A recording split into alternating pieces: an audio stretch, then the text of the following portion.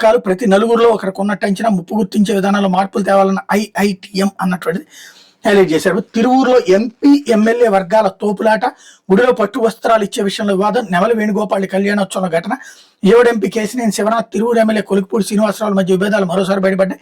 ఎన్టీఆర్ జిల్లా గంపలగూడెం మండలం నెమలి వేణుగోపాల స్వామి ఆలయంలో సోమవారం రాత్రి జరిగిన కళ్యాణోత్సవాలు పట్టు వస్త్రాల సమర్పణ కోసం ఇద్దరు నేతలు వాళ్ళ వర్గాల మధ్య వివాదం జరిగింది.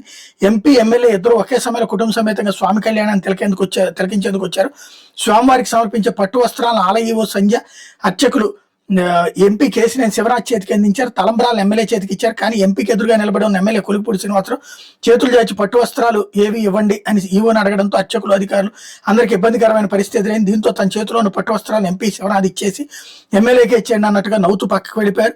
కొలికిపూడి వాటిని తీసుకుని తలపై పెట్టుకుని స్వామివారికి సమర్పించేందుకు వెళ్తుండగా ఎంపీ వర్గానికి చెందిన తెలుగుదేశం పార్టీ మండల పార్టీ అధ్యక్షుడు మానుకొండ రామకృష్ణ లాక్కునేందుకు ప్రయత్నించారు. దీంతో ఇరు వర్గాల నేతల మధ్య స్వల్పంగా తోపులాట, అరుపులతో గందరగోళ వాతావరణం ఏర్పడింది. ఎంపీ జోక్యం చేసుకుని తెలుగుదేశం పార్టీ నేతలు వారించి అక్కడి నుంచి సాధారణ జనంలోకి వెడిగొచ్చున్నారు. అక్కడి నుంచే స్వామి కళ్యాణం చూస్తాను, వివాదాలు వద్దని అన్నారు.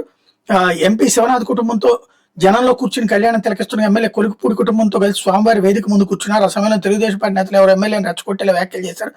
ఎమ్మెల్యే పైకి లేచి వెనక జనంలో కూర్చుని ఎంపీ వైపు చూస్తూ పరుషంగా మాట్లాడారు. దీంతో తెలుగుదేశం పార్టీ నాయకులు ఆయన వారించారు. ఎంపీ మాత్రం ఏమీ మాట్లాడకుండా కళ్యాణోత్సవం ముసాక అక్కడి నుంచి వెళ్ళిపోయారు అన్నటువంటి హైలైట్ చేశారు. అయితే క్యాన్సర్ మహిళల్లో